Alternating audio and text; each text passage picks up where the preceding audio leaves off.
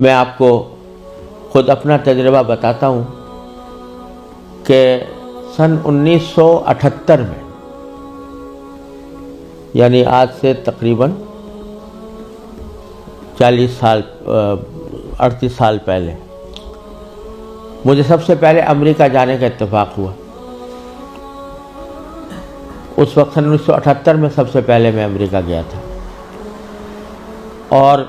ایک مسلمان تنظیم کی دعوت پر گیا تھا۔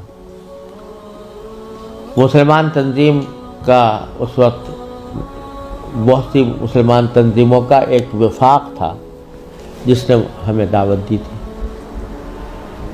تو جب میں اس تنظیم میں پہنچا اور اس کا سالانہ کنونشن تھا، اس میں حاضری ہوئی، تو سب سے پہلے تو میں یہ دیکھ کر حیران رہ گیا کہ جب شام کو دعوت کا اہتمام کیا گیا تو اس میں کہیں دور دور حاضرین کے اندر اسلام اور دین کا کوئی شائبہ نظر نہیں آتا تھا۔ خواتین اور نوجوان لڑکیاں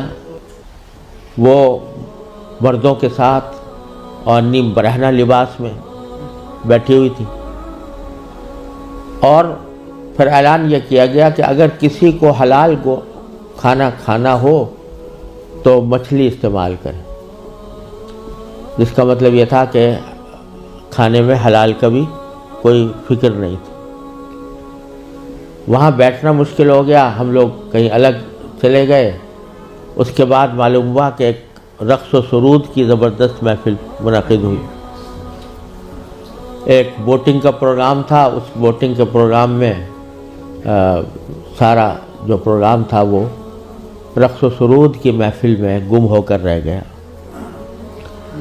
یہ سارے نظارے دیکھنے کے بعد جب مسلمان تنظیم جس نے دعوت دی تھی اس کے سربراہ سے میں نے شکوہ کیا کہ بھائی آپ نے یہ مسلمان تنظیم ہے اور اس میں کہیں دور دور بھی کوئی شائبہ دین کا نظر نہیں آتا، تو آپ کیا کرتے ہیں، کس وجہ سے آپ نے یہ اجتماع منعقد کیا ہے؟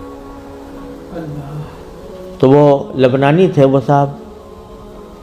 جن سے میں نے شکوہ کیا، تو اس کے جواب میں ان کی آنکھوں میں آنسو آنے لگے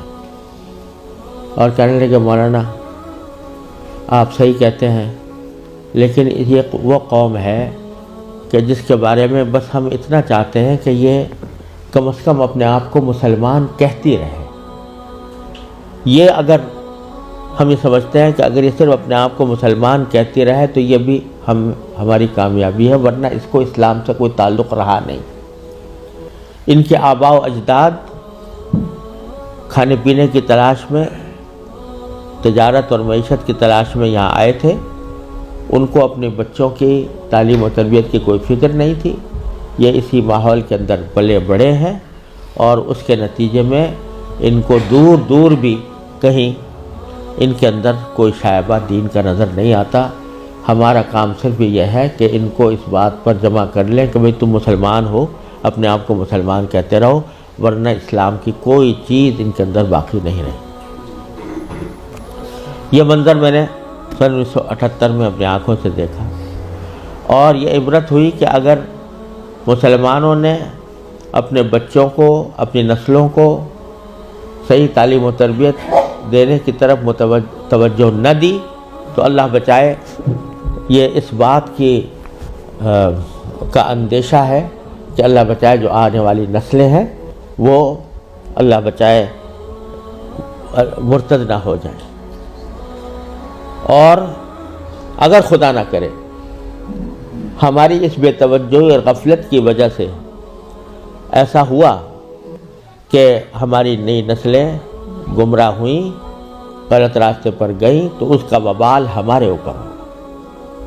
کیونکہ قرآن کریم کا ارشاد یہ ہے کہ یا ایھا الذین آمنوا قوا انفسکم واہلیکم نارا۔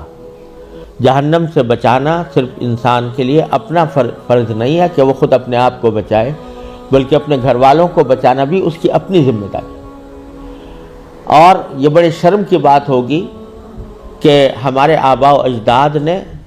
ہمیں اللہ تعالیٰ کے فضل و کرم سے ایمان اور اسلام کی دولت ورثے میں عطا فرمائی، اور ہم اپنی اولاد کو اللہ بچائے غلط راستے کے اوپر ڈالنے کے ذمہ دار بنے. اس سے زیادہ شرم کی، اس سے زیادہ نقصان کی کوئی اور بات نہیں ہو سکتی. لہٰذا یہ مسئلہ جس اہمیت کے ساتھ توجہ کا محتاج ہے، اللہ تعالیٰ کا بڑا فضل و کرم ہے. اب حالات میں تبدیلی آ رہی ہے، خاص طور سے انگلینڈ میں